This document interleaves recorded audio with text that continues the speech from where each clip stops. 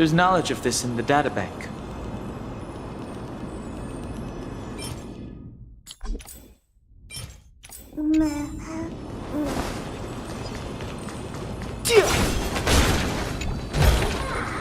Worth our while.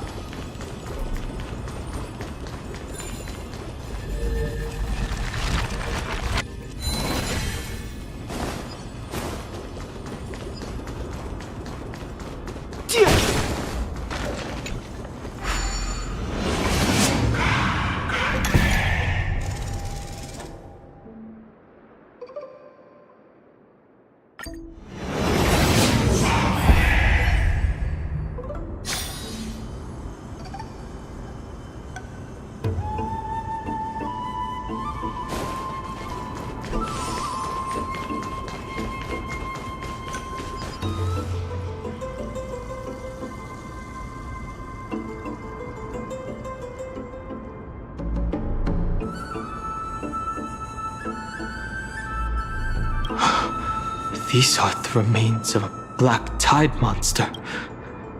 It does look different from the Titankin from up close. What's that underneath it? A scroll.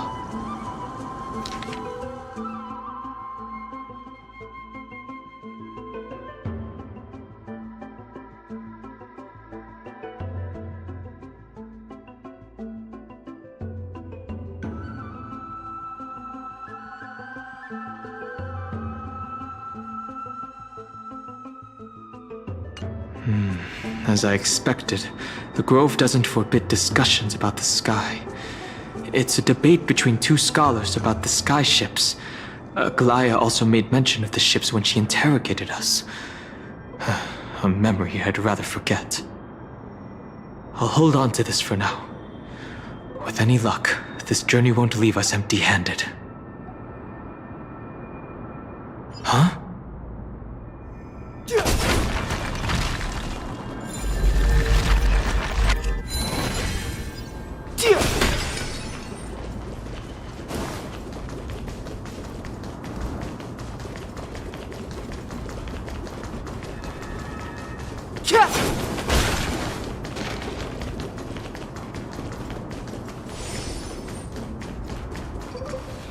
That's Hyacinth. Why is she surrounded by so many monsters? As much faith as I have in her, it's probably a good idea to help her out there. Really now? This is way more trouble than I could have asked for. Need a hand? Or you could sit back and watch. I can't tell if you're serious or not. But being hard to read isn't without its perks, I suppose. I'm kidding, Danny. Lend me a hand, pretty please. All right, now let's get him!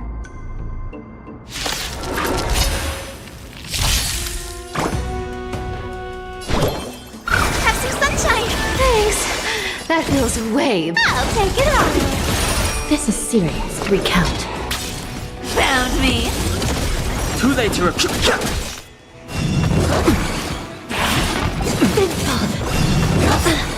By the will of the Ten Lords' decree, hereby ordained. So lead the way.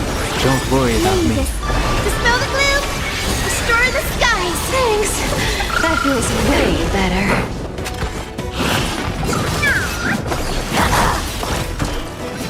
I shall be the judge. You can't run. Too late to repent.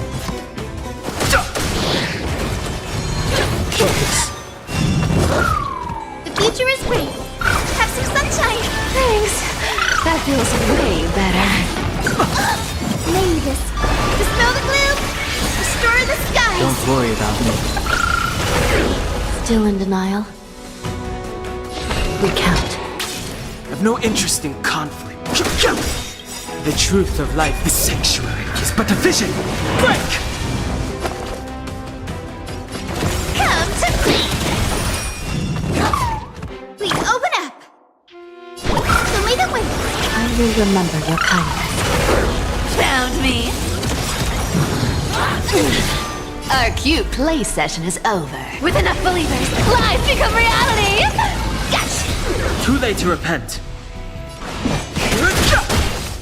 This is serious. By the will of the Ten Lords' decree, hereby ordained. You want to take advantage? I'll take it on. Too late to You can't run. Still in denial? I shall be the judge. Don't fight so I can leave a come to me. This place is practically in ruins. What happened? There shouldn't be this many monsters here. The Black Tide is remarkably quick to detect the light of Amphorius. So or rather, the blessings of the Sky Priest in me, might have unknowingly called them to me. Anyway, never mind that for now. Here, you might want to have a look at this. I found it around here and thought it might be of interest to you.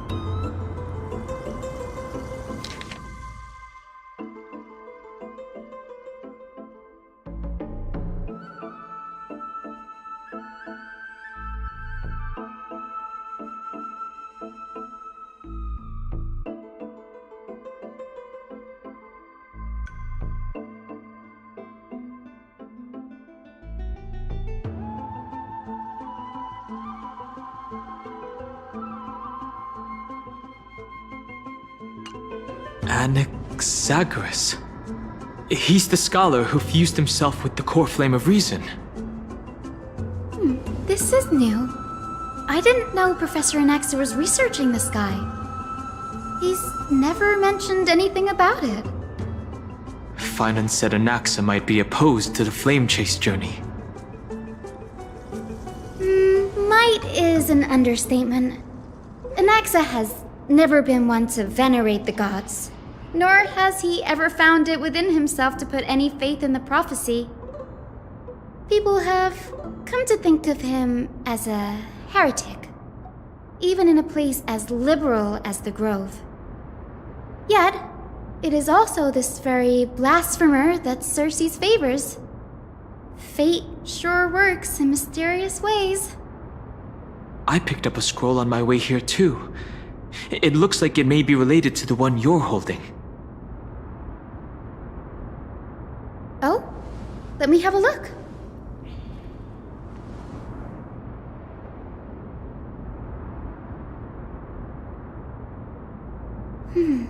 By the looks of them, these scrolls are records of two conversations that took place in the same setting, one after the other. There's still much I don't know about the Grove. Do you mind if I ask you a few questions? Sure, go ahead.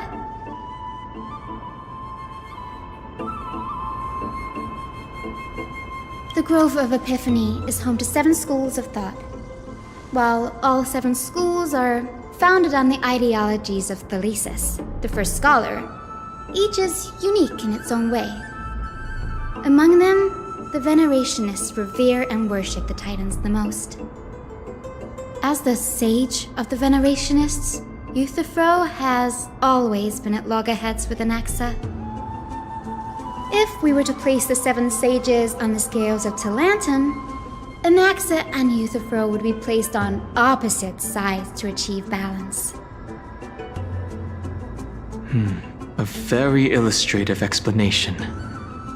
Thank you. Nearly everyone in Amphorius has heard the story of the skyships by now. Aquila's stature is loftier than the heavens, and their divine retribution is merciless. That's why it's no use building giant skyfaring ships. Oh, but I do wonder if a supercharged mini Trevi cannon could slip past their watch. That was a joke. Right? Newsporists primarily study the application of alchemy in soul repair. Everyone considers Anaxa a blasphemer, but that has never stopped him from sharing his ideas, no matter how taboo. If you must say that he's hiding something, then it's likely what lies beneath his eye patch. Anaxa often says that every failure brings us one step closer to the truth. Perhaps, to him, the crash of the skyship carries a different interpretation. The firmament is not impenetrable. On the contrary, it was precisely because the skyship represented the first step toward breaking free from the shackles of the earth that it provoked the wrath of the Sky Titan and brought divine punishment upon itself. It's a shame that the majority of the Grove's research on Aquila was headed by the Venerationists, with sacrificial rituals making up a predominant part of their findings. Discourse about more esoteric subject matters in relation to Aquila dwindled even further after the skyship incident. So much so that even the scroll is completely new to me. Don't worry about it. We'll just collect everything we can find on the Titans for now. There's something else that's caught my attention, though. This says that Anaxa is conducting secret experiments of some sort. That's what I'd like to know. What are these experiments he's involved in? Even I, the assistant lecturer, know next to nothing about them. I have a bad feeling about this. Could there be more to what happened at the Grove?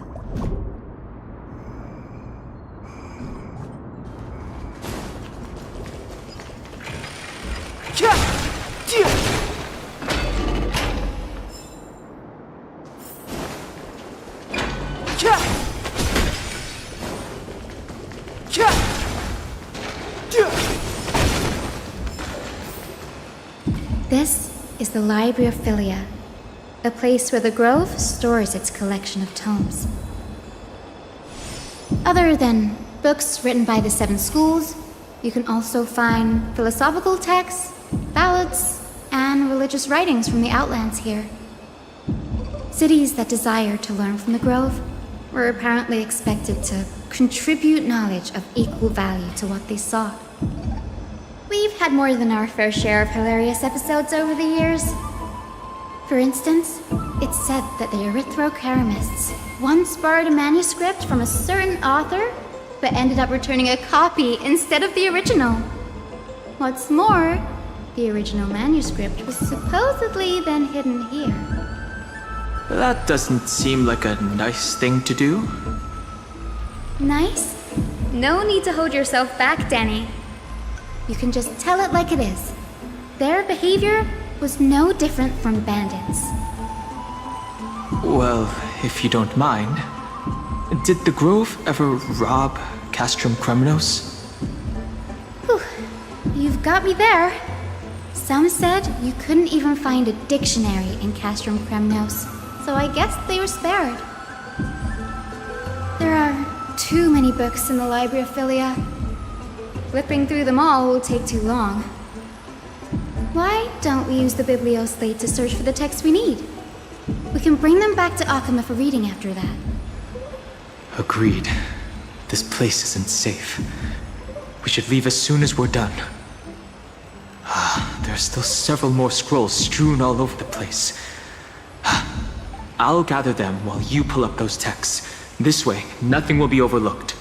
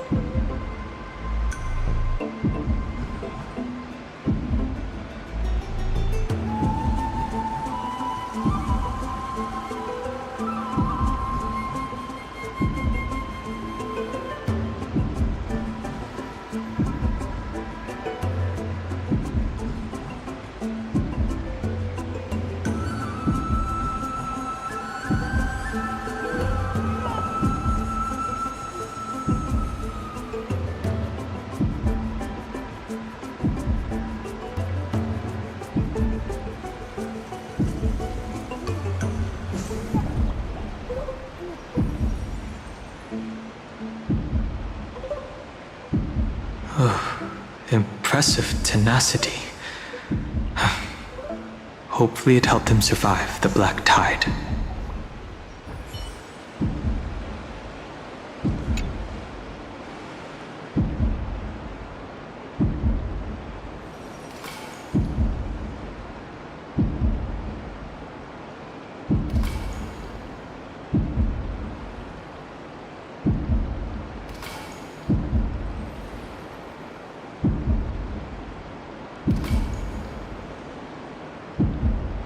This is about an Axa.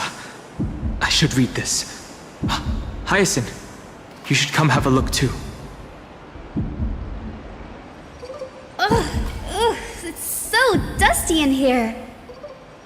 Whoa, are these all complaints about him?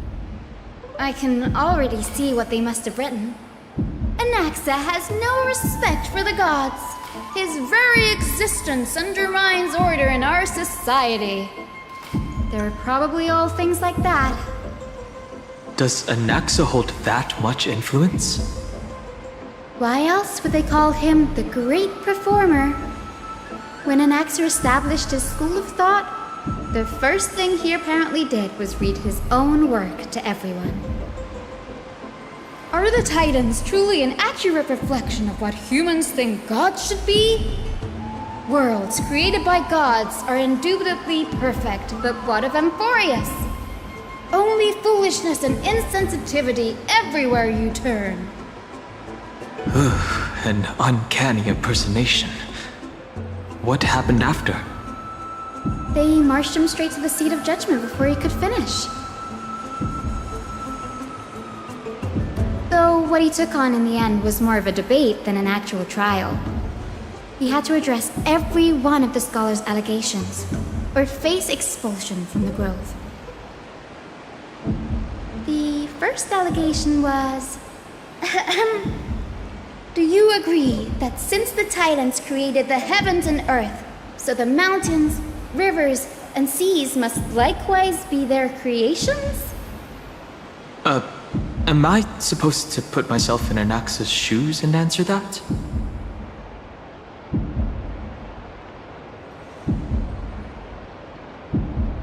As told in the myths, the seas, the skies, and the earth are all, beyond the shadow of a doubt, creations of the Titans. Anaxa would have probably been spared a lot of trouble if he had answered this way. Instead, he quoted past instances of the flame chase journey and posited that humans had the potential to take over the divinity of Titans. Needless to say, his critics didn't take kindly to his answer, so they followed up with a second allegation. You claim to be studying souls, yet you are, in fact, defiling them and committing acts condemned by the gods. Do you admit it?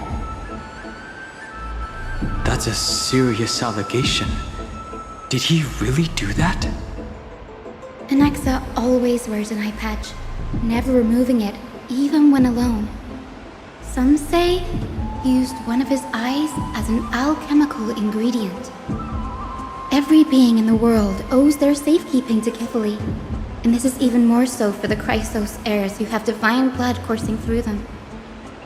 If he has really done something of that nature, then it'd indeed be sacrilegious.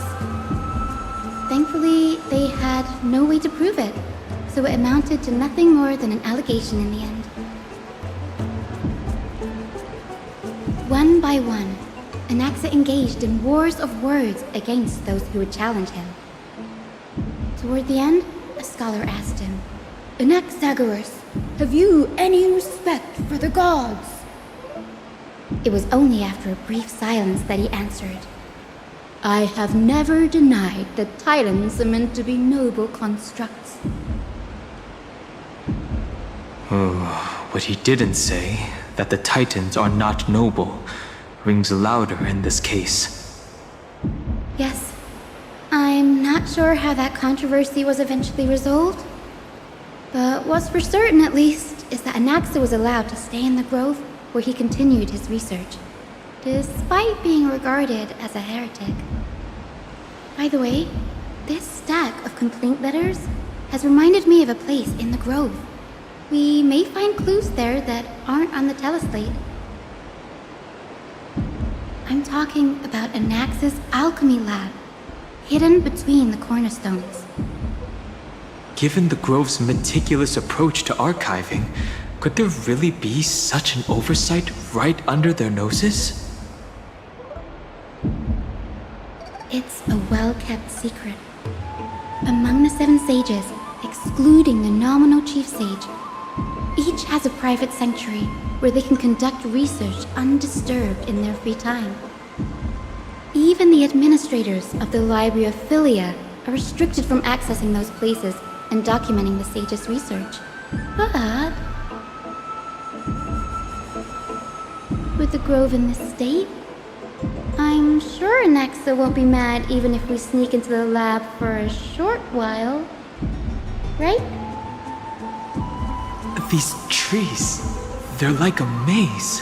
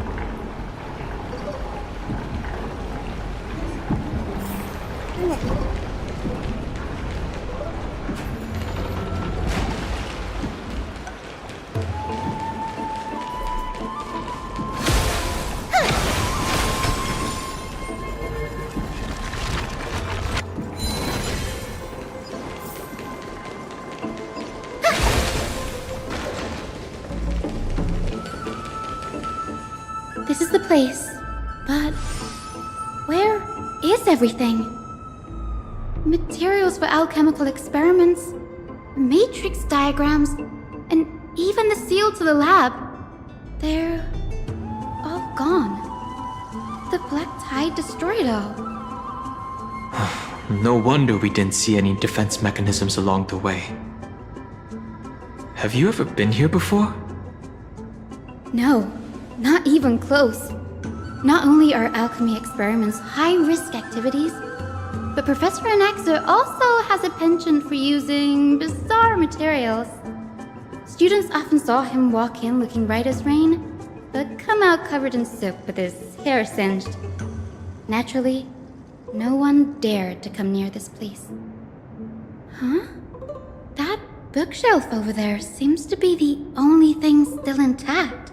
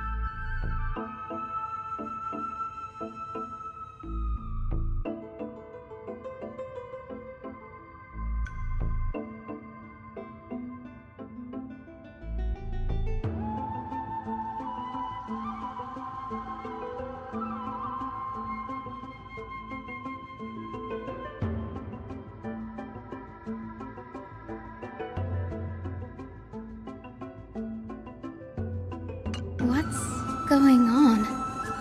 Anaxa is conducting research on our friends in Alchema and me? This journal contains several intriguing points.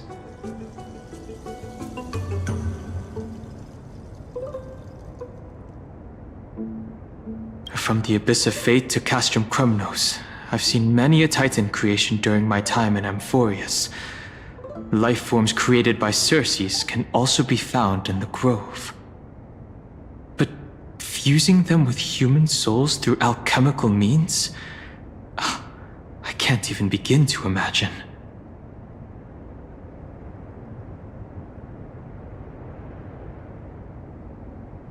Anaxa seems to hold special interest in the divinity coursing through the Chrysos Heir's veins, and has even conducted a thorough investigation into the hero's backgrounds.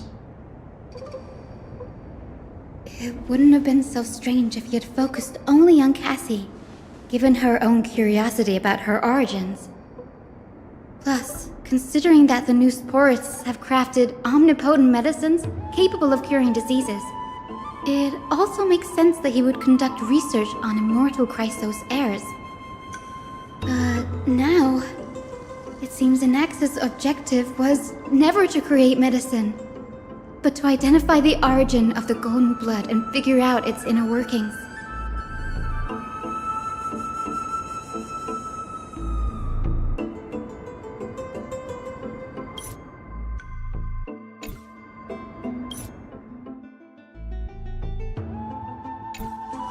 Through alchemy, Anaxa aims to refine the golden blood and the Chrysos heirs to a degree of purity equal to divinity.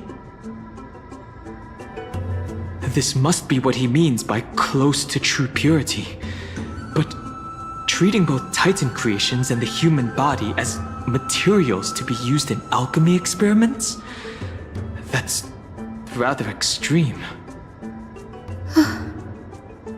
Danny, look at this. I have a bad feeling about this.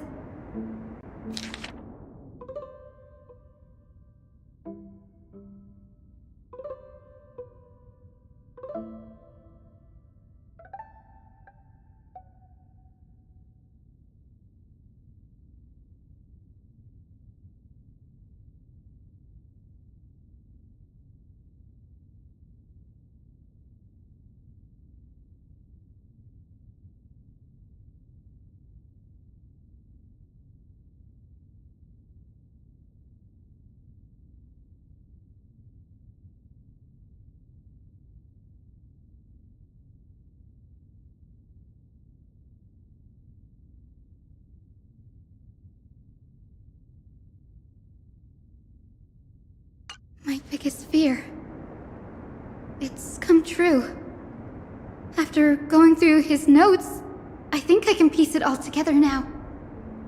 Anaxa was carrying out experiments on soul transmutation. Do you mean he's trying to reconstruct human souls alchemically?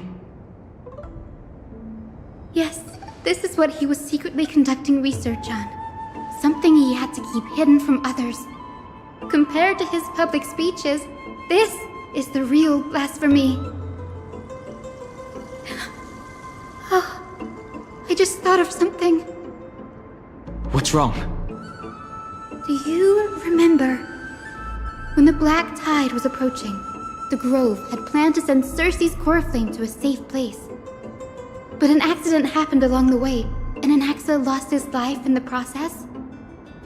But Circe took over his body and resurrected him, which led us to the situation we're in now.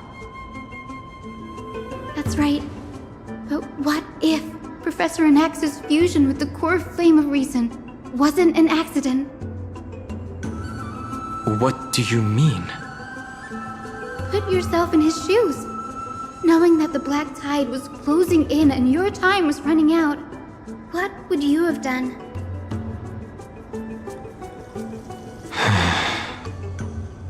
I'd put my theories to the test, no matter the cost.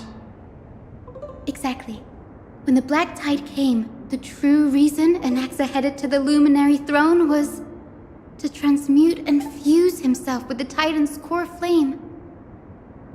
Did he succeed? No. Judging from how he reacted after the event, the results came as a surprise. Maybe he failed to consider the possibility that Circe would make a similar decision. The manuscripts detailing all the alchemical formulae have been taken away. His research is still ongoing. Could he have taken them for other purposes? Like what?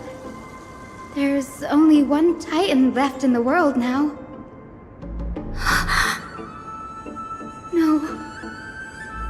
No way. To conceive an entity of perfection, one must first understand the principles of creation. If Anaxa is in Akama now, then that means he's after Kepali.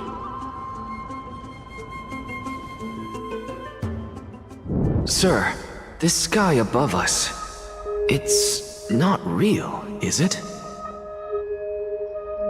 Of course not. This is just an image from a projection device used for educational purposes. A simple trick.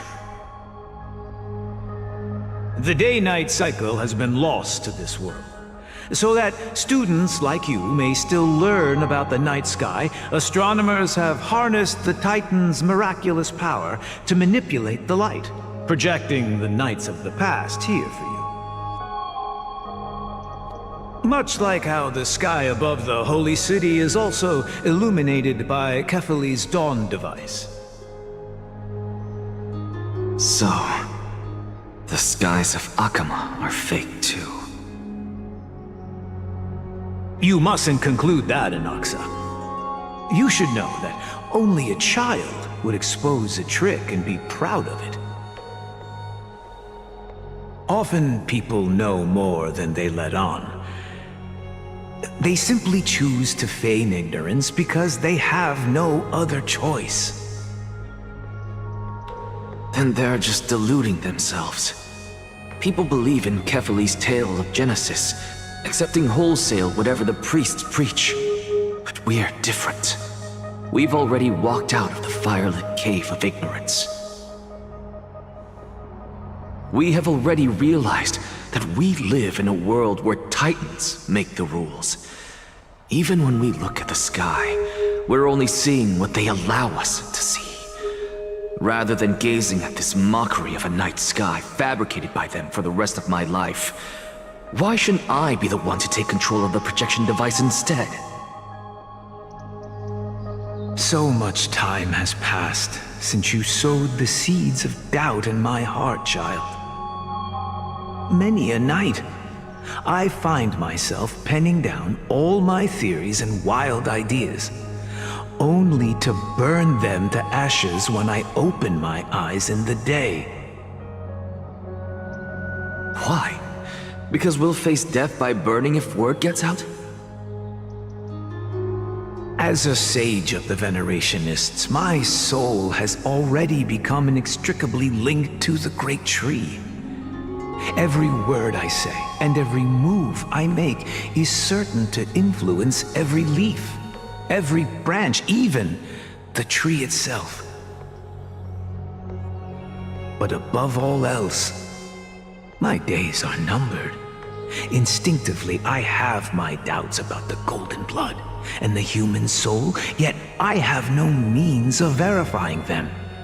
The golden blood in my veins is woefully thin, and I am loath to waste what little time I have left obsessing over a hypothesis that cannot even be proven in the first place. But I can, sir. I can do it for us. The time is right. Give me all that I need, and I shall accomplish this grand feat on your behalf.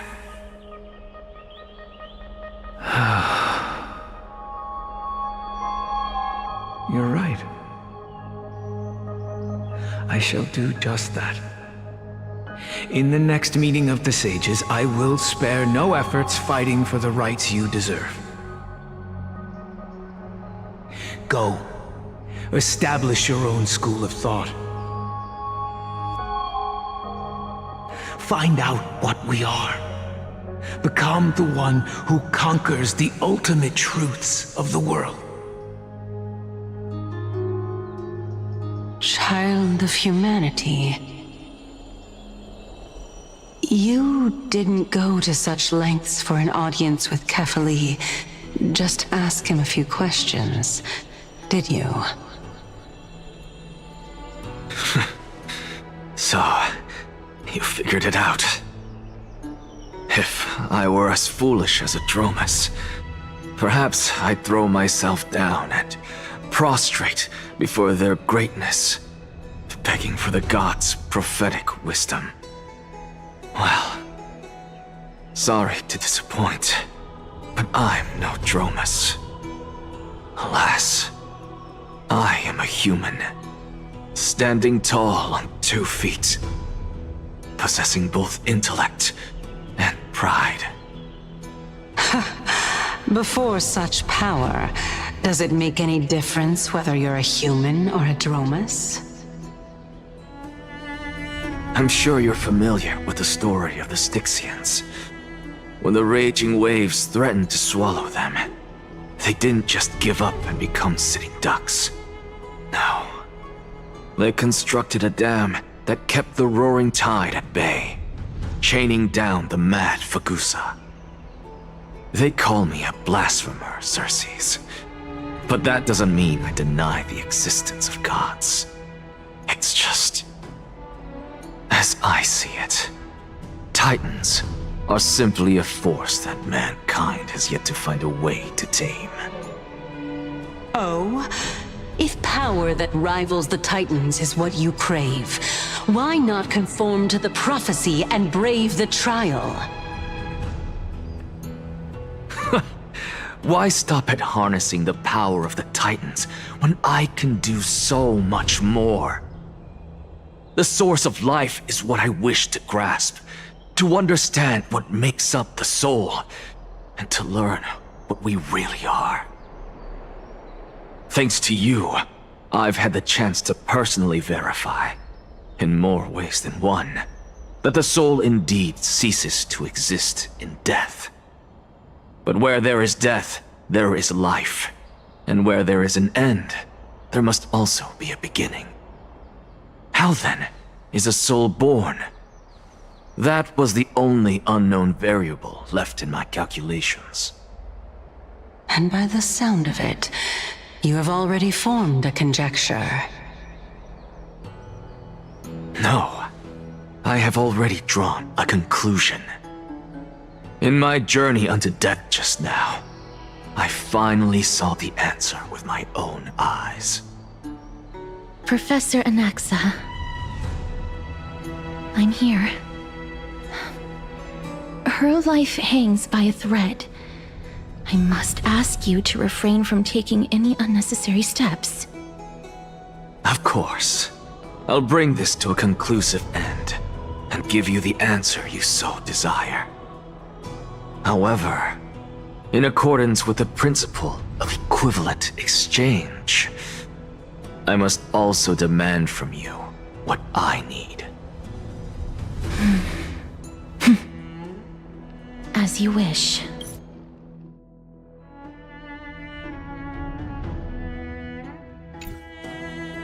Don't you care to know what the price might be?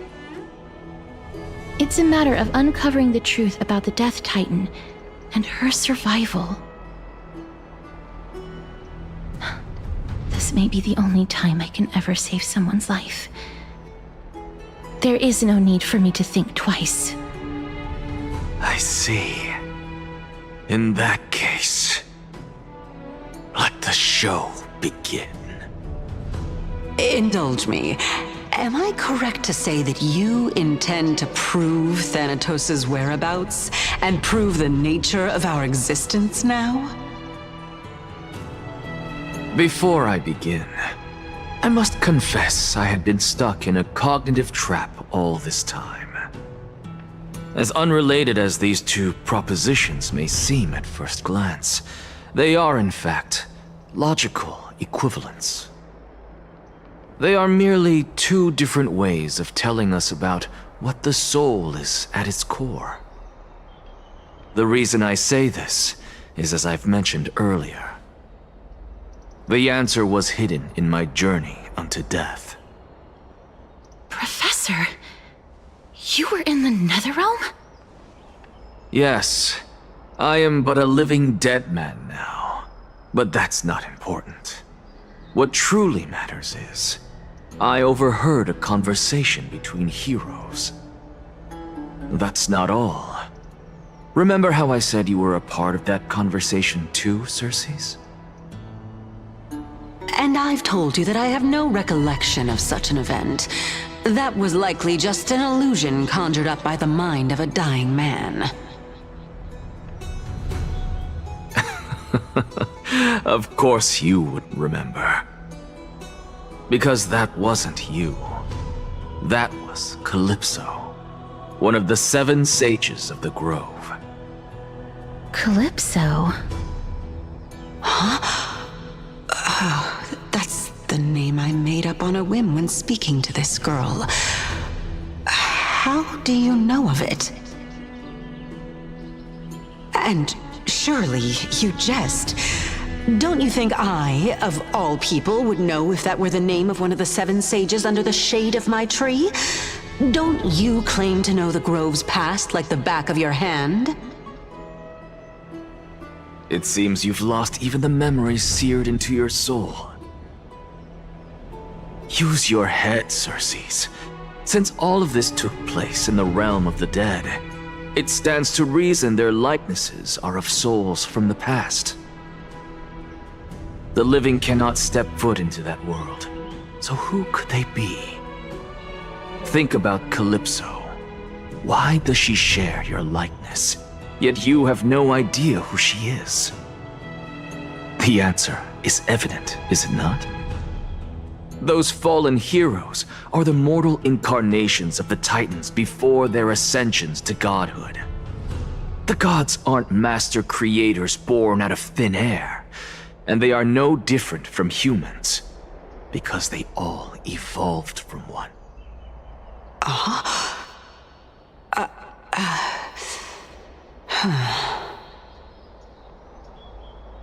Does this answer disappoint you?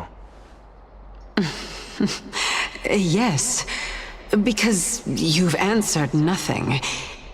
If I truly was once human, as you claim, then where do the children of humanity come from?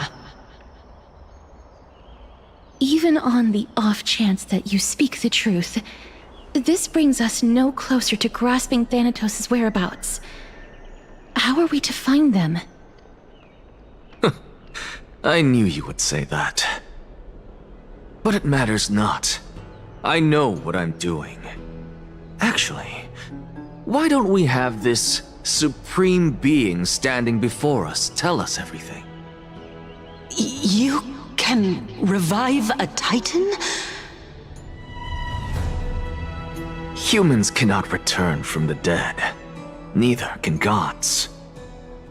But all we need to do is look at this from a different perspective, and the problem will resolve itself. The solution is simple. Just like what you did to me.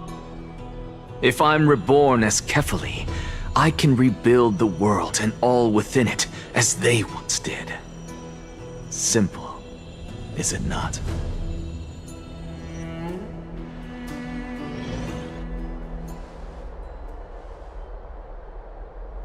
I have news from Hyacinth and Danheng. Anaxa might be trying to do something with Kefali's divine body. Kefali? But what could Anaxa want? Is the Council of Elders going to sit around and let such a sacrilegious act unfold? That is not possible. He is indeed the great performer, capable of fooling anyone and everyone with his tricks. I'm sorry. No need for guilt, for this is good news to us. The Council of Elders has found themselves a traitorous ally. Anaxa's ambitious desires will be something we can exploit.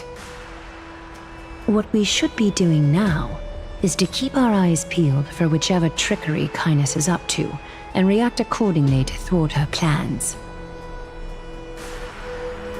Being Akima's political center, the Demigod Council holds just as much significance as the Vortex of Genesis.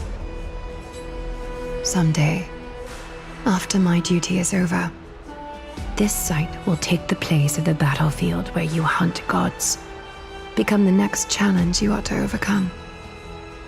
Till then, it's best to get used to this place as soon as possible.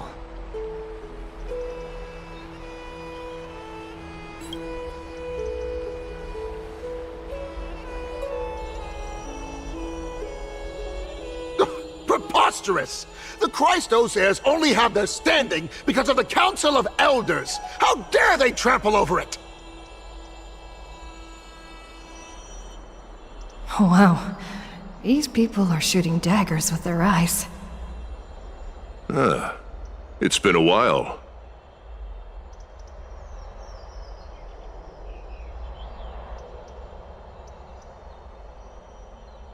That's fine. I recognize you. The young lord has nothing but good words about your courage.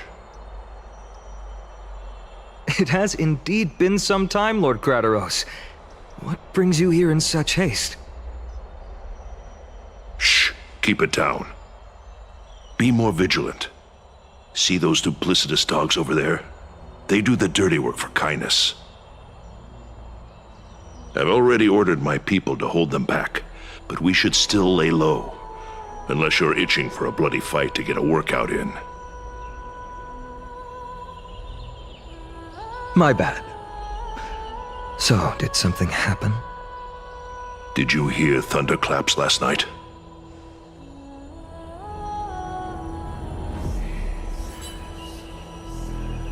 Hacker, what?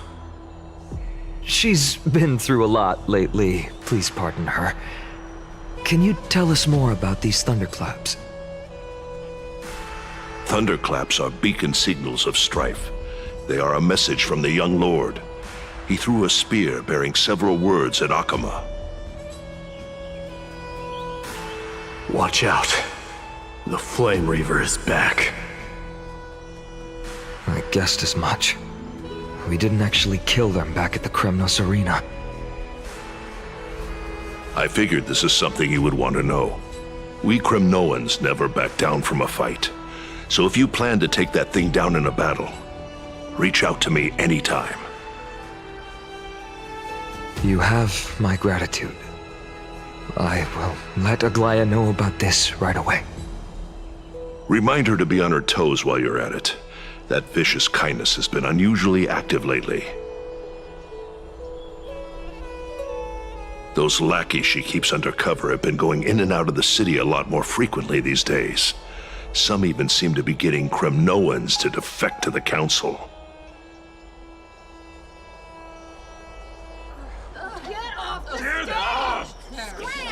How dare you! Don't place that! That's her. Looks like you can see it for yourself. We should get back. Thank you for the intel, Lord Krateros.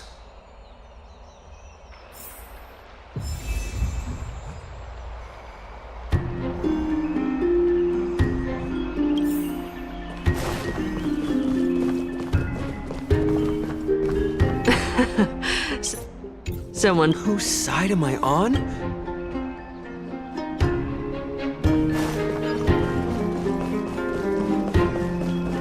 They're here. Oh, I should have gone. Oh, Titans! By Catholy into Lenten above, as the Theoros I have observed. Virtuous citizens of Akama, Finan Vides, Elysiae, and the Outlander are heading toward us.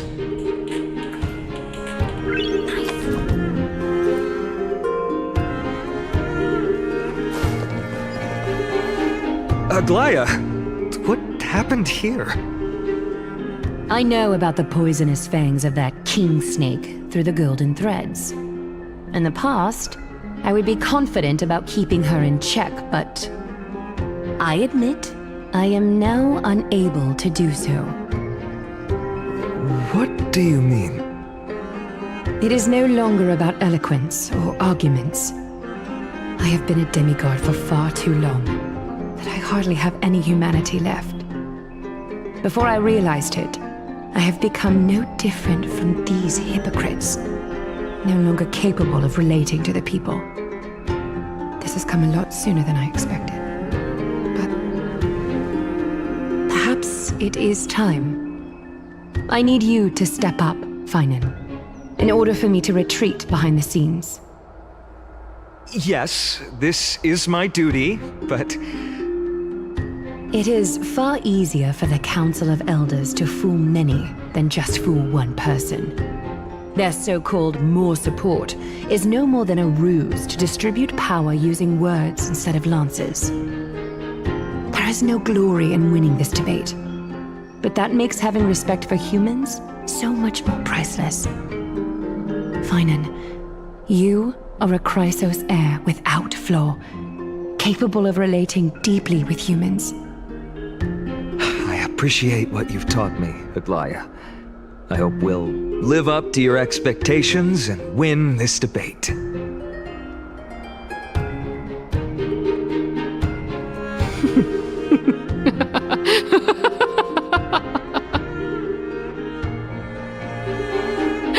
Oh, you've done well, Lord Calictus. Let me take over and personally close this debate for today. Dearest counselors, let it be known that I sorely miss the blissful times portrayed in lyrical poems. Back then, Amphorius was home to nearly 1,000 cities, each with their own local faith, while gods walked the earth and shared close bonds with humans. Yet, in the present, people from all over are forced to leave their homeland to seek refuge in the holy city, where they hope to rest under Kethali's protection. All of us have long been in the same boat, with no way out of this plight. We didn't have a choice in the past, but now, the Council of Elders brings to the table a new possibility. All I have left is one question for you. Would you rather strive toward the unheard of Era Nova, or return to the prosperous Era Chrysia of our past? Make your choice.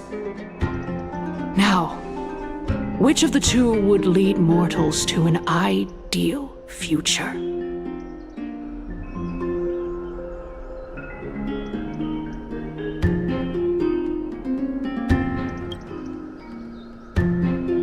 How are we supposed to send Amphorius back to Era Chrysia? We all know that Era Chrysia is a thing of the past, Lady Kindness. Please, enlighten me. How does the Council of Elders plan to turn back time? Let the 3 Titans of Calamity be born, and Era Chrysia is nevermore. But bring demise to those Titans, and Era Chrysia will descend upon us again.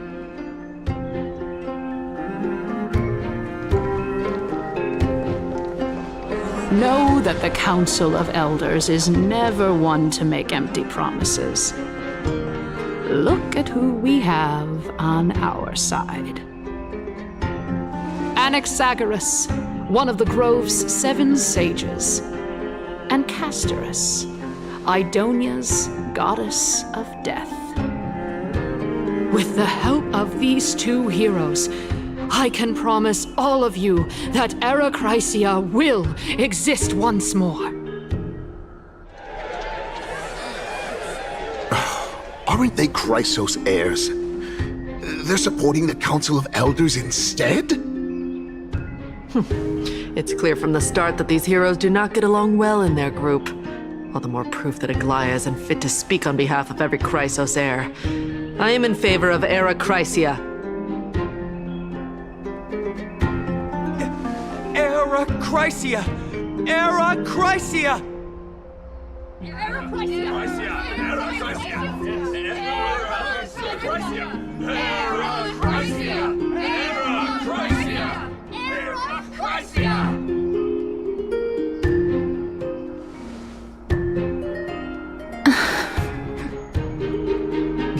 Castorus? Why are you standing over there? You finally arrived, Naxa. So have you, Cass. Don't worry, Aglaya. Well, I know that you have many queries. Could you continue to converse like how the citizens normally do?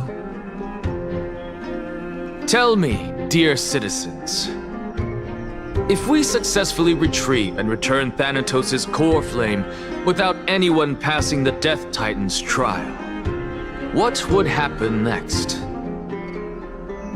The answer is simple. We will have a chance to rid the world of death and bring Amphorius back to an era when all beings live forever. We'll usher in a new future that will be entirely different from the flame chase journey. He's one of the 7 sages. That's impossible. I really do believe this. Your proposal is much too idealistic. As long as the Black Tide still exists, how can we go back to the old days? remember what I previously said? Kefali's core flame is guarded by the secret power of the Council of Elders. Plus, Fagusa's water curtain will be able to block out any external perceptions. Tell me, dear citizens, have any of you ever seen even a glimpse of the threat that this person is talking about anywhere within the walls of this majestic holy city?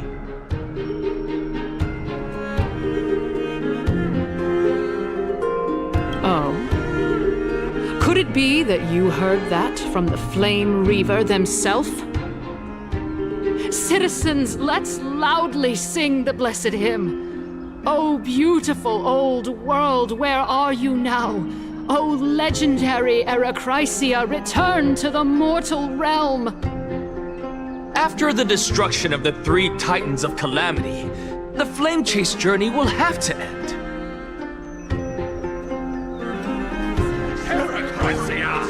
Yes! Yes! It has to end! It has to end! It has to end! It has to end! This is bad. The masses are now totally riled up. Anaxa, pray tell. Everything that you've mentioned hinges on the premise that we can find Thanatos' existence, right? Thank you, Lady Aglaya, for still caring about this city. However, dear citizens, we are truly fortunate and blessed. For Castorus, Idonia's goddess of death, will surely find Thanatos under my guidance. What? With that, I solemnly promise that the core flame Lady Castorus brings back will be personally managed by the Council of Elders. Thereafter, if we are able to garner the support of all of you at the Citizens' Assembly, we shall spare no effort in ensuring that the Eracrysia will return to our world once again.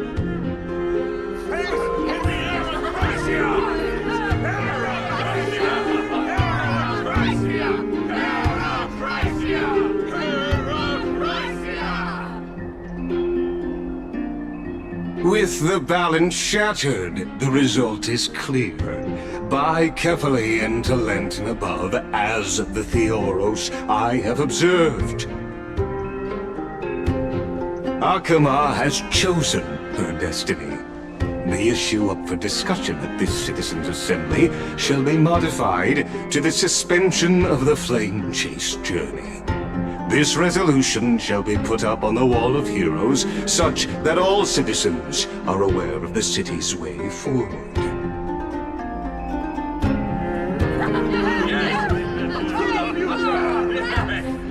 Yeah, I like this. Fantastic. Yes. Aglaya, dear Aglaya. What has caused your heart to soften? You also don't seem to be as quick-witted as before. Wag your tongue as much as you like. Since the Flame Chase journey has been preordained by the prophecy, our failure has never been on the cards. Well then, I guess we'll find out if that's true at the Citizens' Assembly.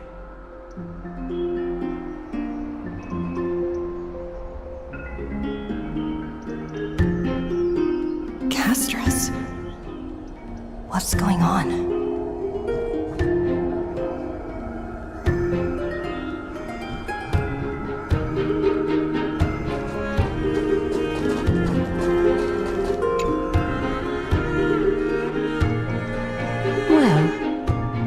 It seems that when I sent you to look for Anaxa, I unintentionally facilitated your partnership with him instead. My apologies, everyone. I know that you have many questions to ask me. I will answer them to the best of my knowledge. In that case, please tell us as much as you can. I will wait for you. This matter is of great consequence, and Miss should hear the entire story from beginning to end.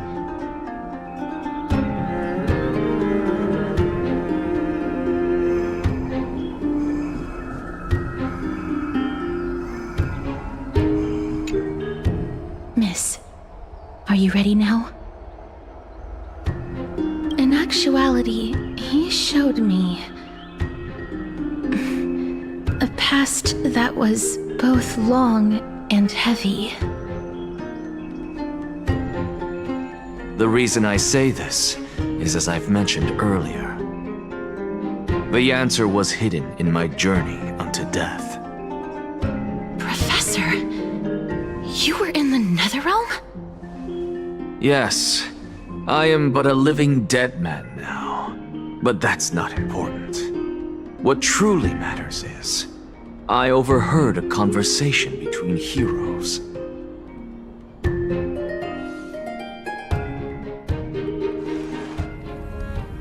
Have you heard of this tale before? A tale about the ocean god's treasured pearl, our hometown. It was a seaside town which enjoyed the ocean breeze and glorious, peaceful times, thanks to the wisdom of its ruling queen. Until one day, an evil dragon descended upon the town. Its wings were large enough to blot out the sun, while its claws were sharp enough to rip the waves apart. It barged into the tall tower and devoured the queen's beloved daughter. It even settled itself in her bedroom, like a tyrant king.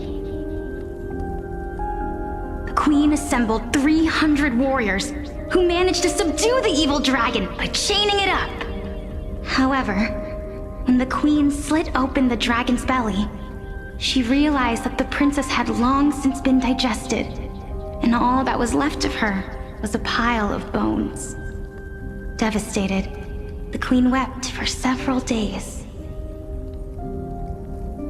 It was then that a devious, smooth-talking scholar arrived at the palace and suggested that the princess could be revived through the use of dragon bone and dragon blood. That liar called this process the secret art of alchemy.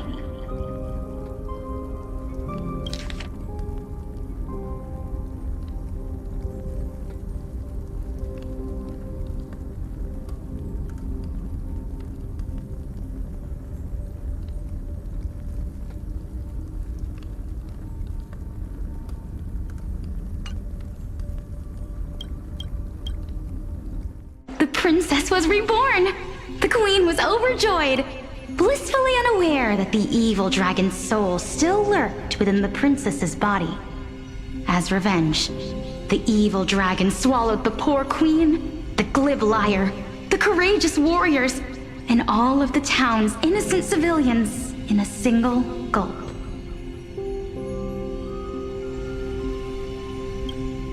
Worse still, the souls of the deceased refused entry to the Netherrealm because they were filled with regret.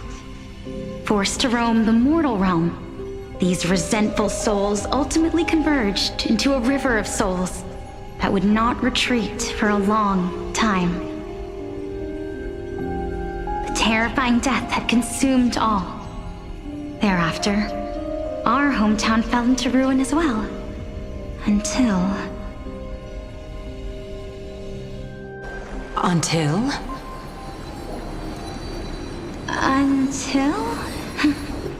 Actually, I don't know what happened next either.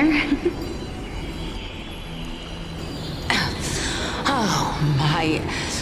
It seems that you still like to whet people's appetites even after all this time, Pelixia. So, according to your story, this is how I used to look? It's practically a mirror image.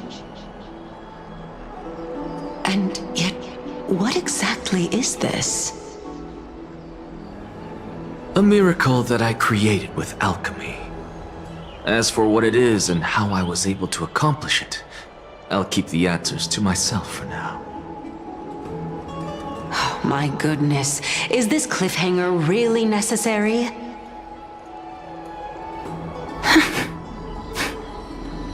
Quiet, Titan. Continue to enjoy this splendid play, and the truth will naturally reveal itself. Dragon, huh? I've heard this legend before. In that case, what do you think of it?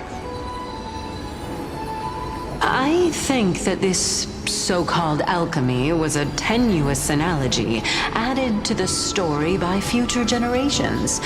After all, you've never heard of a tradition of alchemy in your hometown before, have you? Indeed. Before I left home to pursue my education, I never even knew that anybody was looking into this area of study. Therefore, we can just treat this tale as a fable told to young children. A fable, you say? If so, what moral is it trying to impart to the kids? I guess it might be the concept of equivalent exchange? Oh? I thought the moral might be closer to something like honor the dead. Huh. What? At a loss for words? No, I merely realized that we're both thinking of the same principle. If life is priceless, then there is hardly anything else in this world that is of equal weight to it, right? Indeed. As expected of the wisest scholar in the land. You flatter me. Why don't I ask you a question as well, as a form of equivalent exchange? Of course. What is your question? If I imparted my knowledge of the art of alchemy to you, would you use it to resurrect someone you loved? What? What kind of strange question is this? I got it. You're just trying to get me to tell you whether I like anyone, right?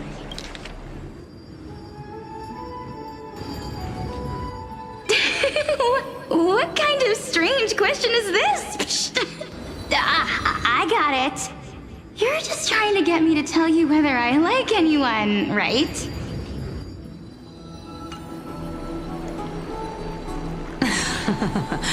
Let's just leave it at that. That was rude of me. Yes, I would.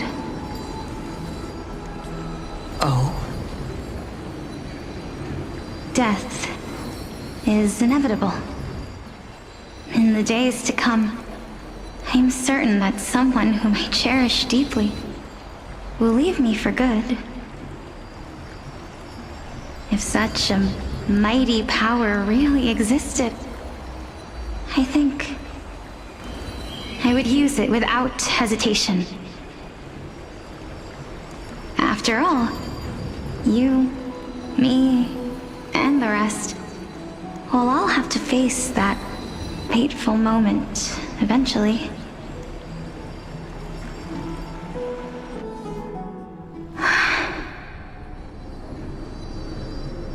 My time is finally here. However, perhaps because of my firm belief in the immeasurable value of life,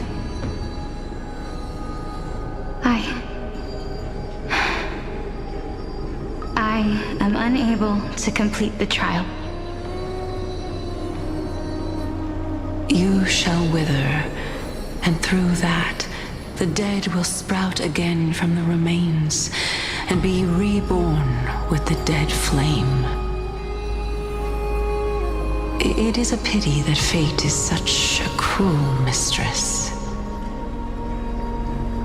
Is there no other way of interpreting those words? I'm afraid that the meaning is clear. Between my sister and me, one must pay the price. Our trial can only be completed when the one chosen sacrifices her life.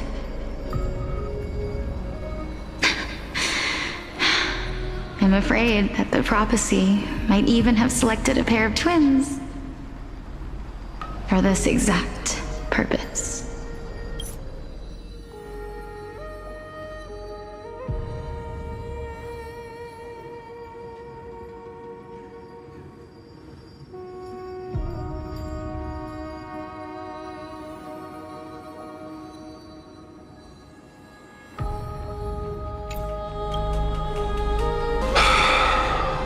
Fortune makes fools of us all.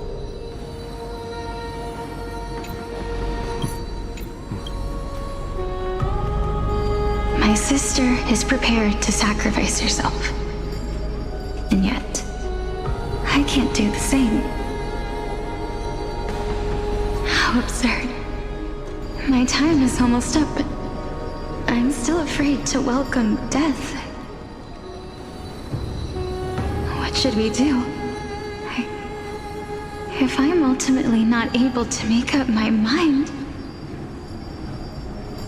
Since Chaos is willing to guide all of us and leave this trial to the end, there is still plenty of time for you to ponder. That's right.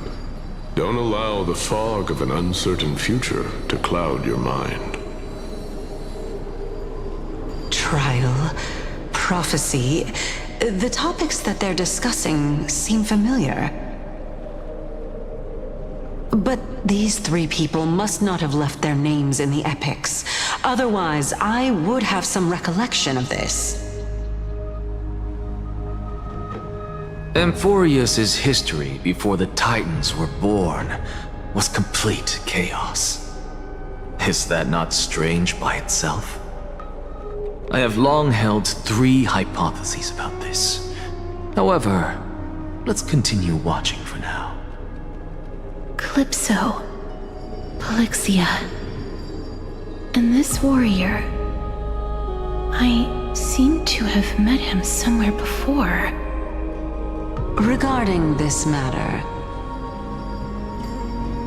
Nias, are you confident that you'll complete your trial? Of course. Though, I am worried about what will happen once I've emerged victorious.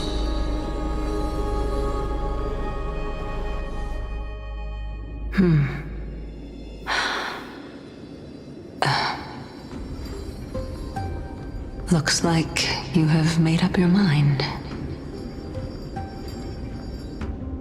Yes, this is the safest course of action.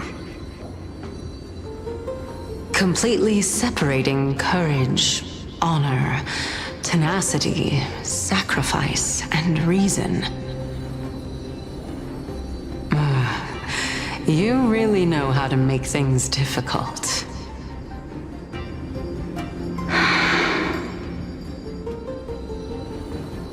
Please, young lady, witness my fall and demise. Lady Calypso, you shall host the soul-rending ceremony. I do not understand. Why would you dare to sacrifice yourself for a future that you won't get to witness?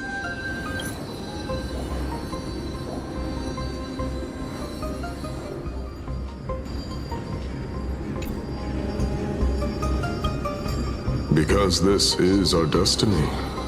The power that resides within me is so intense that I will one day be engulfed by it. Furthermore, a valorous death before glorious return has always been the path I chose to walk. A journey I began long ago. If your sister or Chaos were in my position, I believe they would make the same choice as well.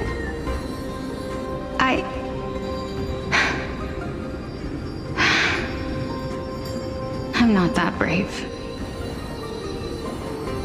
I don't know how I'm supposed to face such a serious affair.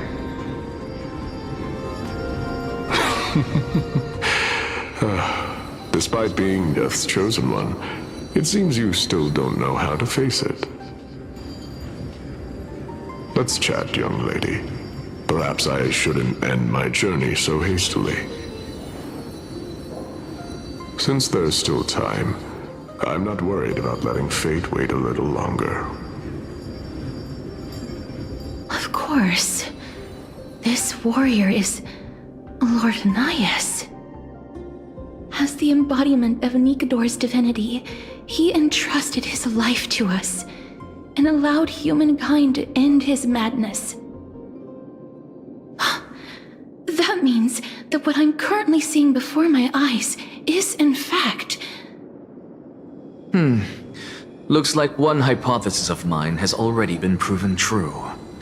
These heroes are the true forms of the Titans, before they attained their divinity.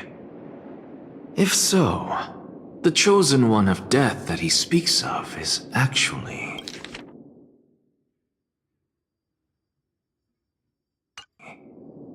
Polixia! Is the previous form of Thanatos? But her appearance... If this is true, as long as we can find out where she went, we'll naturally be able to figure out the location of the Death Titan.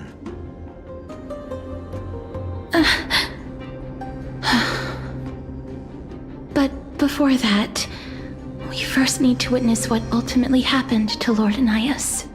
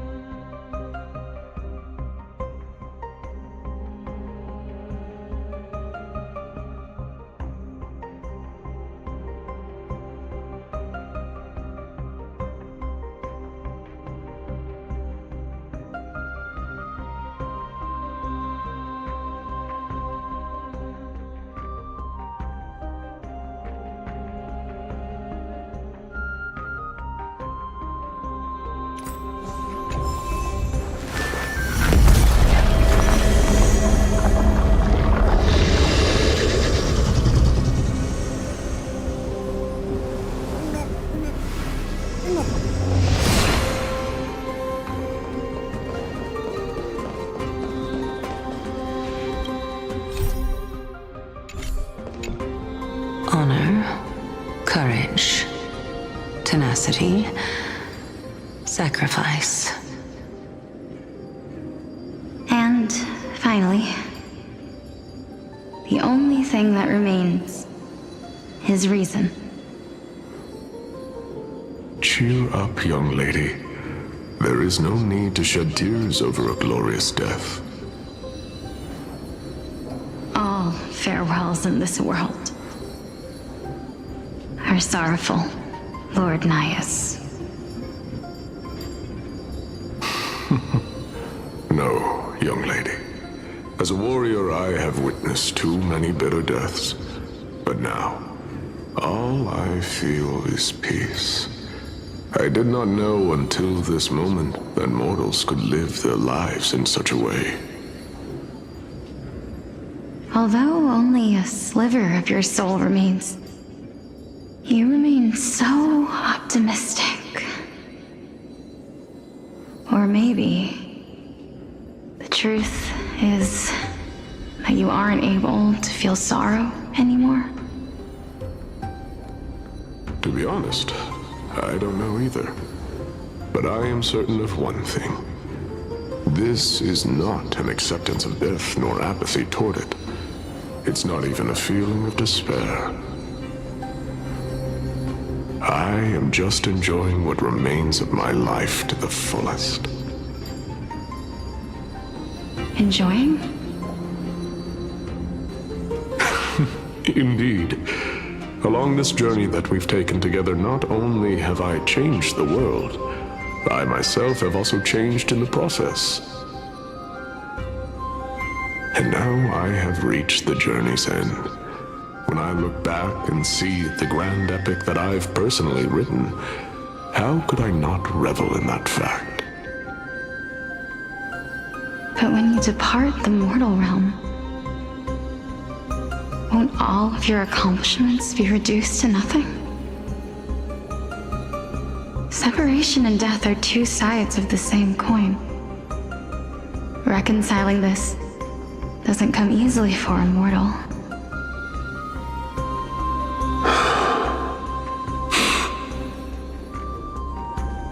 Finally, let me recount to you a story of mine, young lady. The first time I returned from the battlefield, I felt extremely hollow. The calamity had devoured everybody on the battlefield but me.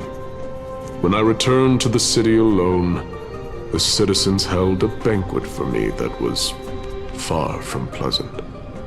I felt as though I was still on the battlefield, and the person who had returned was nothing but an empty shell. It was late into the night by the time the banquet ended. My head still reeling, I returned alone to the barracks. On the way back, I encountered someone. It was a crazed scholar looking at the night sky and muttering to himself by the side of the road. Although I tripped over him and fell, I wasn't angry in the slightest. And maybe because I saw myself in him, I inexplicably asked him a question. Do you think that it'd be better if we just died on the roadside like a couple of stray dogs? To my surprise, he shrugged his shoulders and sighed. How does someone who is currently experiencing death, dying and living, afford the same amount of bliss? Now please go away and don't block my starlight. Are you trying to say that there is no difference between living and dying? For they are both journeys that lead toward death? That's exactly what life is, and death is, but a scale to measure how valuable the journey was. Journeys and epics are only glorious and magnificent because all things eventually fade to dust. Therefore, young lady, don't detest your fate. Instead, willingly and respectfully embrace it. The embodiment of strife telling me about the majesty of the world. Indeed. I believe that when the fated moment eventually arrives, you will be able to understand my words. It is time for me to knock on death's door. I will set up a long table at the end of the road and humbly await your arrival. When that moment finally comes, let us drink and be merry then.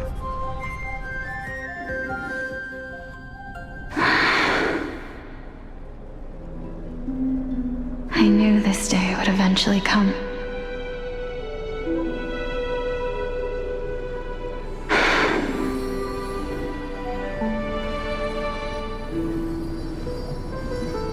Are the both of you ready? Calixia. I'm here.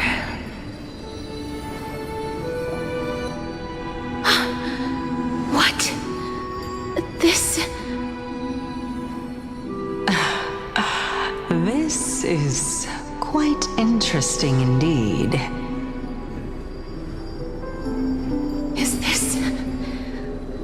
Polyxia's sister? Is it me?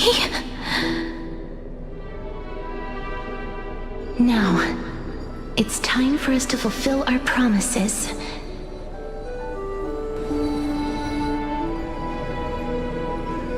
Are you afraid?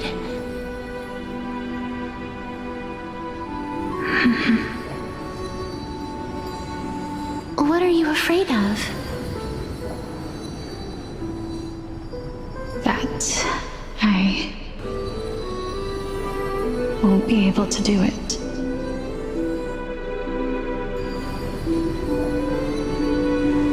You shall wither, and through that, the dead will sprout again from remains, and be reborn with the dead flame. As foretold in the prophecy, and according to our vows, once it all ends, we must face our fated moment head-on. Even if it was prophesied, do we have no say in the matter? It's so unfair. Why are we the only ones who are forced into mutual destruction? Let me do it, sister. Let me be death sacrifice. I was never long for this world anyway. But you're different. I was the one who wasted your life after all.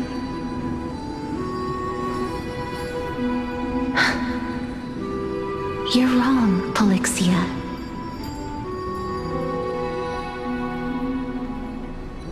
I don't think that my life was wasted. Just the opposite. When I finally arrived at this destination and looked back at the journey I took, I discovered that flowers had long since bloomed along the path I walked. It was you who sowed the seeds for this sea of flowers, one that is more beautiful than the promised land at the end of the world. Besides, I have lived a fulfilling life. Even though I was fated for sacrifice, none of the things that I've experienced will dissipate. Instead, they'll forever live on as memories inside your head. Will they not? How could my memories of you ever compare to the actual you? Well then, tell me. What exactly are we?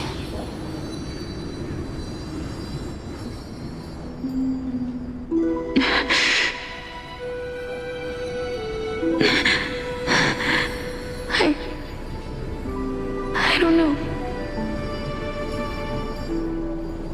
I don't know either. But regardless of what the answer is, regardless of how we're shaped by others, or even by this world, ever since we were born, the fact that we existed was predestined, and nothing could erase it.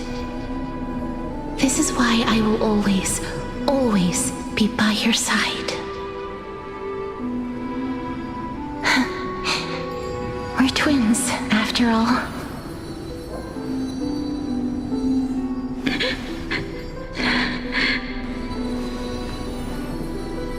All right, my dear Polyxia.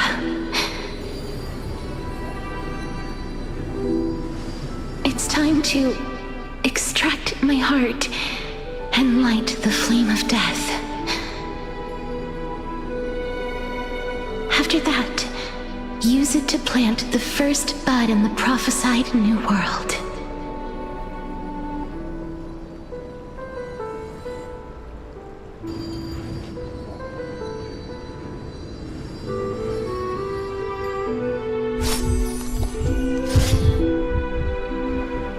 If I imparted my knowledge of the art of alchemy to you,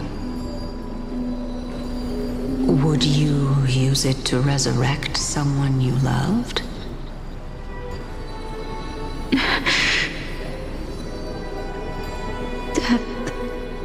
is inevitable. In the days to come, I am certain that someone whom I cherish deeply will leave me for good.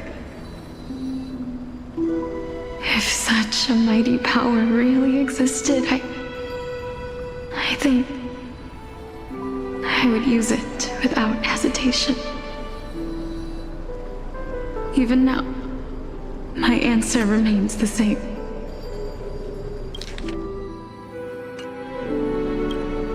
This is why, sister, I promise you, in the prophesized new world, I shall plant the first bud on your behalf. Go now. Return to the ocean god's treasured pearl, our hometown.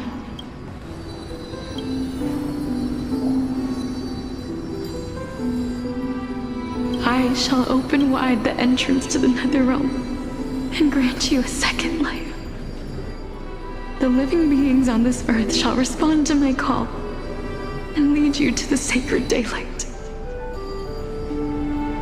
Remember, do not look back on the land of the dead, and do not stop moving.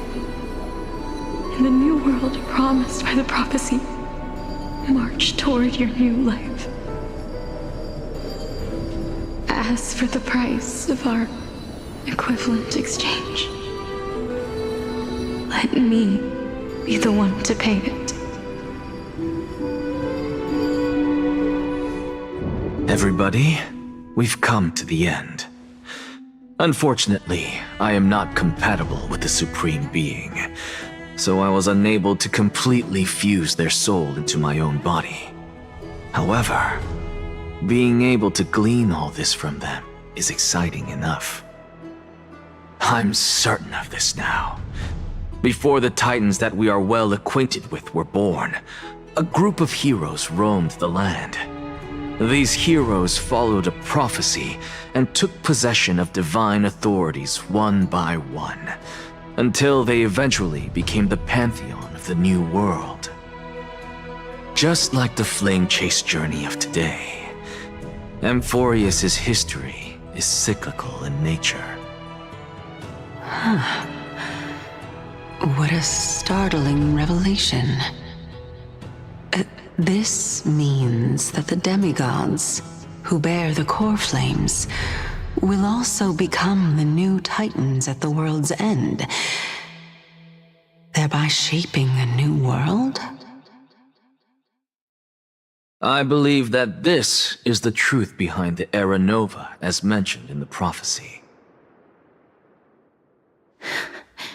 This is utterly unbelievable. Besides, those twins in the past, even if they really are Thanatos, their whereabouts are still unknown even today. Are their whereabouts truly unknown? Didn't Polixia mention that seaside town, the birthplace of alchemy in the Tale of the Dragon? In our world, there exists a city which perfectly matches that description. Styxia. But the people there worship Fagusa and bear no relation to Thanatos. I have also never been to that place, as in the time of Idonia, it had long turned into underwater ruins. Take this. This is... the Newsporist masterpiece, the Philosopher's Stone. It was made by transmuting all of the sages' wisdom into a single entity, with their flesh and blood as its foundation. Remember, I've mentioned before that the art of alchemy is all about conversion, tempering, and ascension. This process also applies to the pursuit of truth. Regardless of how unbelievable this sounds, the truths of the world have been refined from the impurities. Think about the story of the dragon. This stone will lead you to your real hometown, allowing you to reform the door to the Netherrealm and discover Thanatos' fate. You still look as confident in your victory as ever. But what if your conjecture is wrong? Simple. I shall merely admit to the entire world that my experiment was a failure. However, my line of thinking will not fail because I have already planted the seeds of doubt into the hearts of the masses. Actions speak louder than words, Castoris. With the assembly about to begin, don't forget the promise you've made. I've already searched for so long. I'm willing to try one more time. While we converse, her life is also slowly slipping away. But before I leave, I have another question. What exactly did we witness just now? That was the world imprinted in Kefali's soul. If we are to prove its existence, you must take the final step. Go. Do not disappoint me.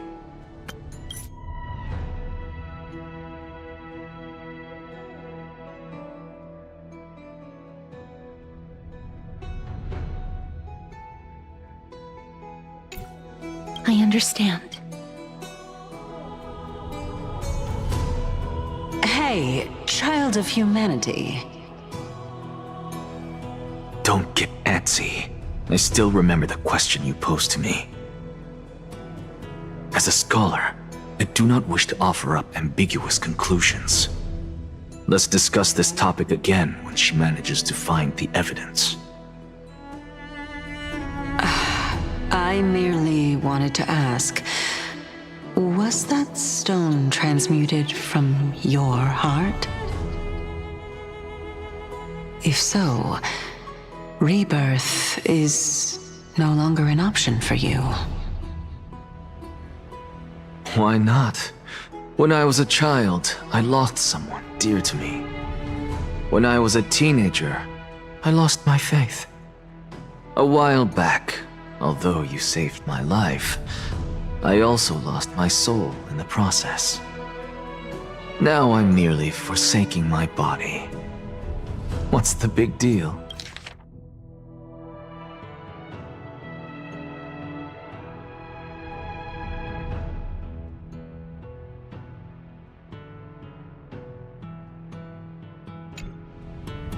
Why are you always finding ways to die? Isn't it good to be alive? This is but a necessary sacrifice on my path to transform into the purest of them all. Can someone who's dead even claim to be the purest of them all? Furthermore, if your hypothesis is proven correct, does it not just confirm that the myths are true, and thereby invalidate all your theories? No, it's just the opposite. If my hypothesis is correct, it means that I can actually ascend to godhood and reshape this absurd world that you all have created.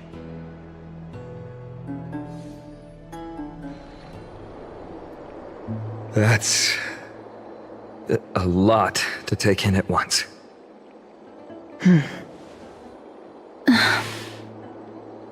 Lady Aglaia, please, let me explain. Go on. You know that the core flame of death has always been the greatest unknown regarding the Era Nova, which is why both you and Cainus desire to gain the power to control that core flame in the approaching Citizens' Assembly.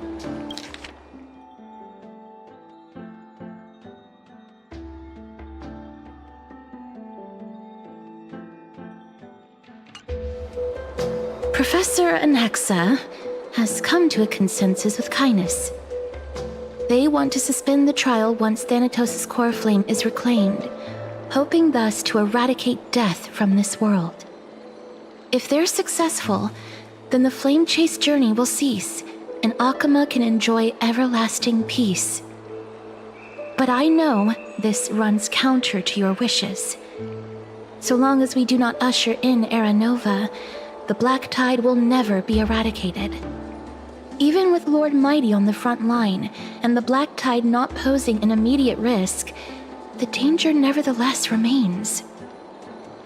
Honestly, it's difficult for me to assess the pros and cons in this decision. But someone must bring the core flame before we can begin negotiations over it. The Titan could be very near. I cannot let this chance slip by. Besides, someone has to make this trip to bring back Mrs. Soul. Well said. You already had every reason to seek an audience with Thanatos. It's that great performer who has weaponized your wishes and placed us in this difficult situation.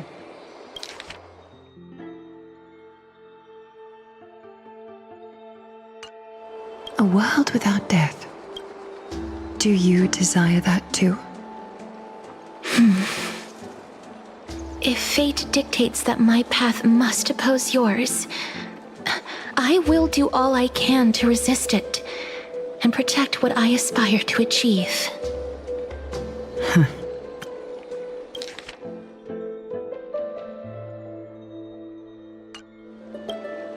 Lord Mighty showed me that without taking the first step, all talk of what follows is moot.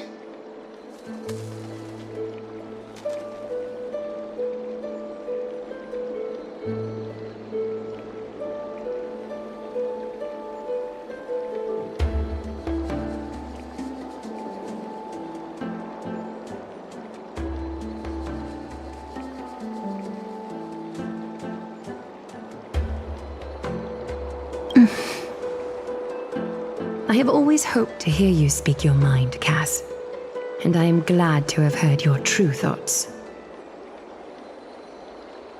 Styxia. I visited that place in the past. Though it is now an island surrounded by the river of Soul's torrents, it's not hard to see its former splendor. Go. I will not stand in your way. As for you, you are someone who has cheated death. I believe you have more than enough reason to make the trip with Castorus and meet the god of death himself. Castorus, I too look forward to your journey. I wonder what kinds of new interpretations your completed story will bring to the Flame Chase journey. Thank you, Lady Aklaya. I hate to put a damper on this heartwarming moment, but if Styxia is now an island surrounded by the river of Soul's torrents, then how do we find a way in? Lady Trebe is probably... The answer is quite simple. In the myths, Zagreus once made the domain of the dead their treasure vault. That is to say, they could enter and leave the nether realm as they pleased. And if they could do that, then it follows that the demigod who inherited their divinity must be capable of the same. I'll see you at Marmorial Palace at Action Hour tomorrow. Cypher shall be your guide to finding that ancient city.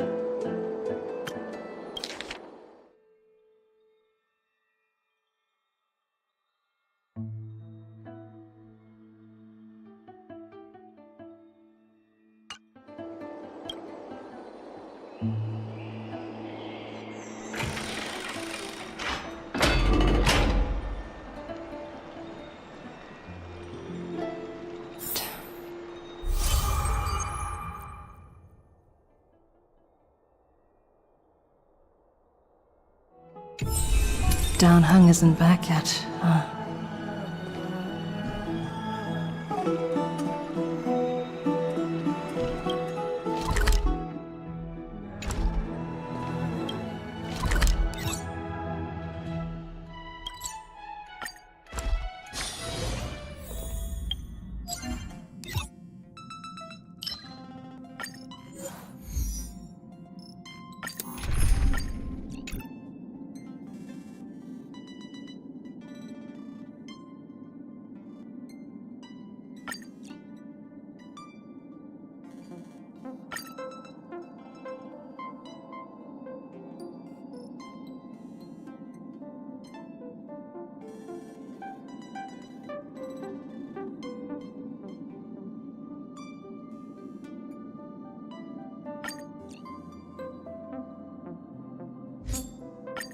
May death forge glory for the warriors. I am Strike! Burn it all! Have some sunshine! Dispel the gloom! Restore the skies!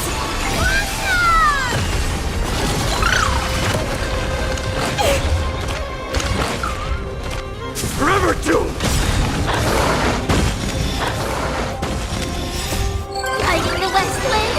Away we go! As you wish. Conquer all lands! Embrace a new life. Show me the way!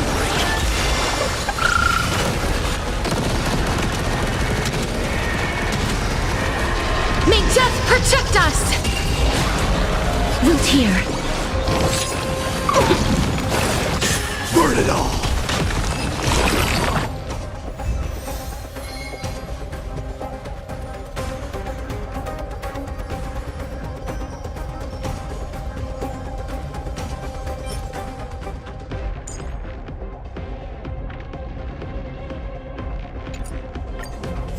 Through my blood! Forever doomed! Have some sunshine! Dispel the gloom! Restore the skies!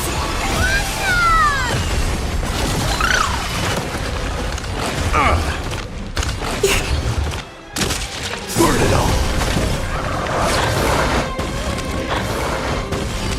Fury upon you! Embrace a new life. Lighting the west wind! Away we go! Show me the way!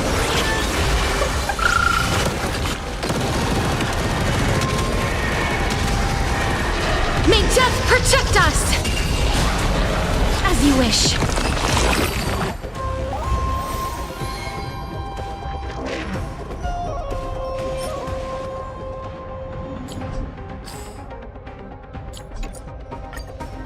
I am Strike! Forever doomed! Have some sunshine! Dispel the gloom! Restore the skies! Burn it all! Root here. Conquer all lands! Embrace a new life. Show me the way!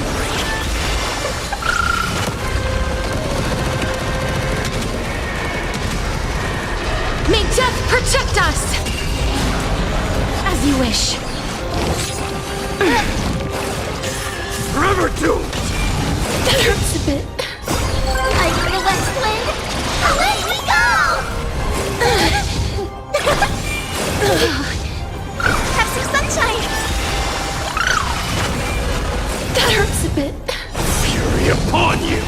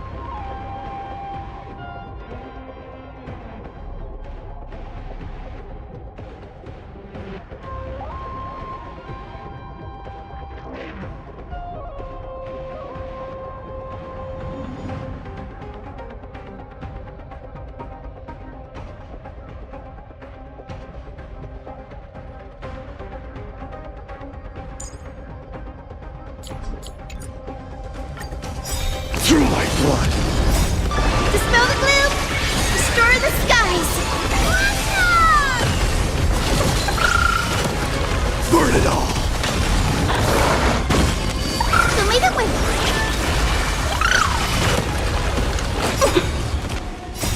Lighting the west wind! Away we go! Forever doomed! Embrace a new life. Go, go, go! Have some sunshine!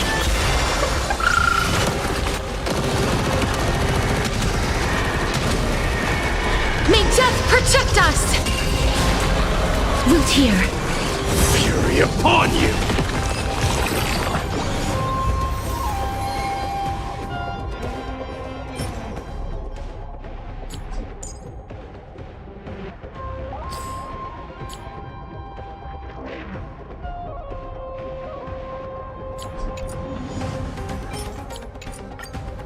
I am struck!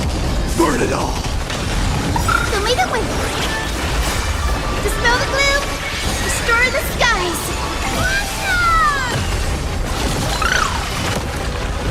I'm okay. Forever doomed! Embrace a new life.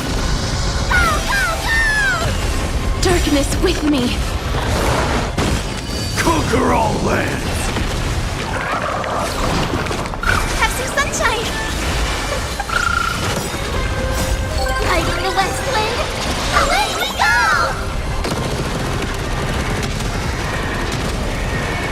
May death protect us! As you wish. Burn it all!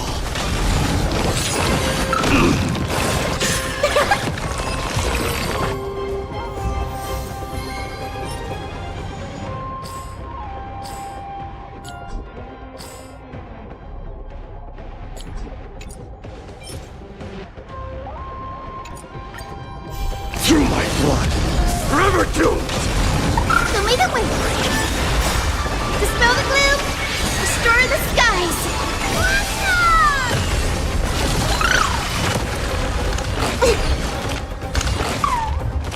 Burn it all! Lighting the west wind! Away we go! Root here. Fury upon you! Embrace a new life. Go, go, go! Have some sunshine!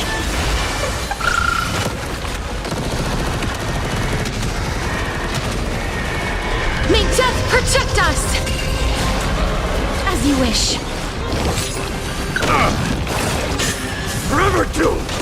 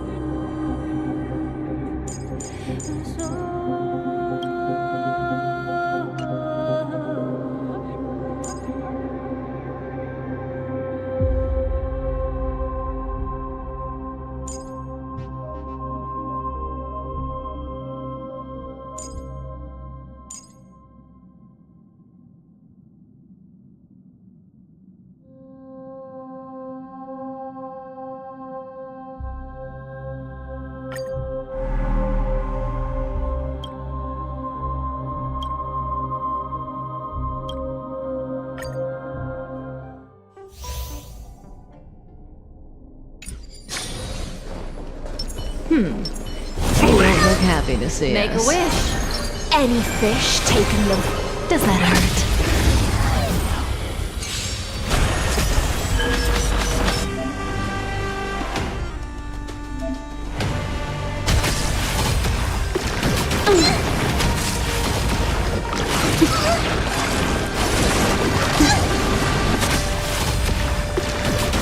Attribution will find you.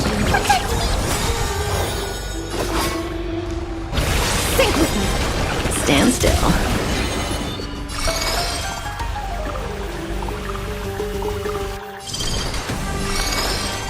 Ill tidings manifest. Relax. Memories of beneath the waters lies an endless abyss. In the abyss's revels, your cries rise.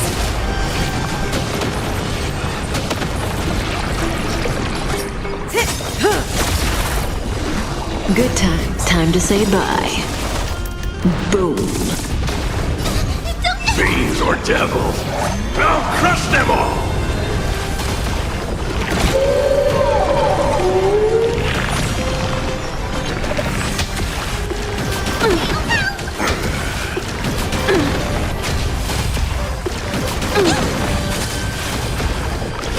Such noisy claims.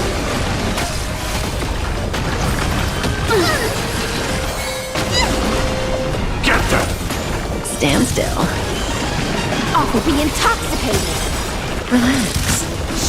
In the abyss's revels, your cries rise.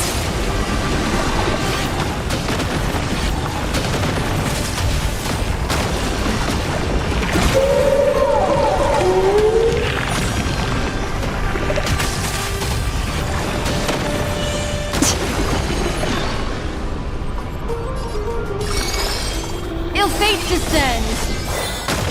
Memories of beneath the waters lies an endless abyss. Good times. Time to say bye. Boom.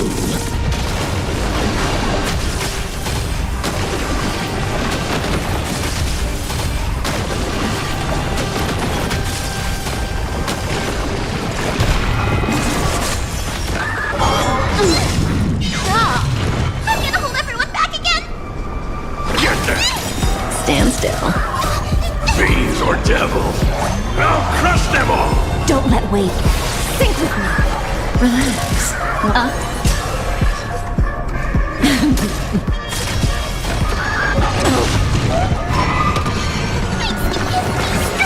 Thanks. You're too good to me. Be intoxicated. Stand still. Just time's passage. Good times. Time to say bye. Boom. Memories of beneath the waters lies an endless abyss. Relax. Here comes someone your own song! In the abyss's revels, your cries rise. Stand still. Get them! Offer you a requiem.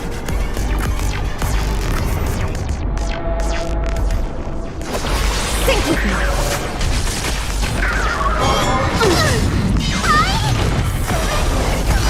What do you want to know? Over yet?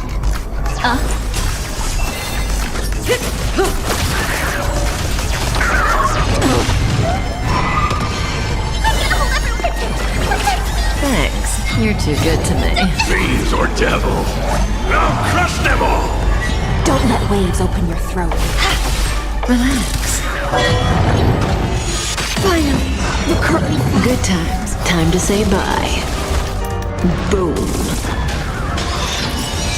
Destiny isn't chosen. In the abyss's revels, your cries rise. Stand still. Say bye to breathing. Here comes someone your own! Be intoxicated.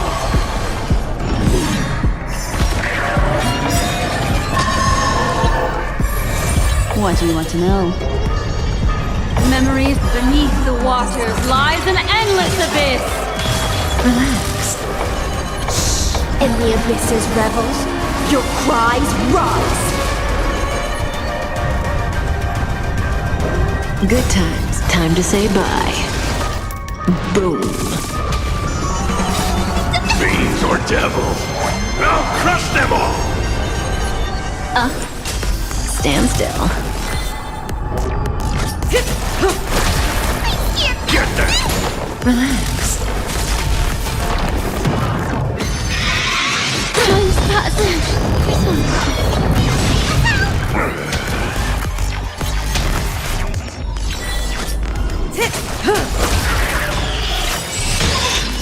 Memories beneath the waters lies an endless abyss. In the abyss's revels, your cries rise.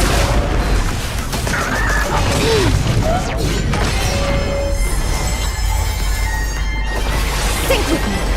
Stand still. I'm gonna hold everyone back again! Protect me! Like a warm comet. My Good thanks. time. Time to say bye. Boom.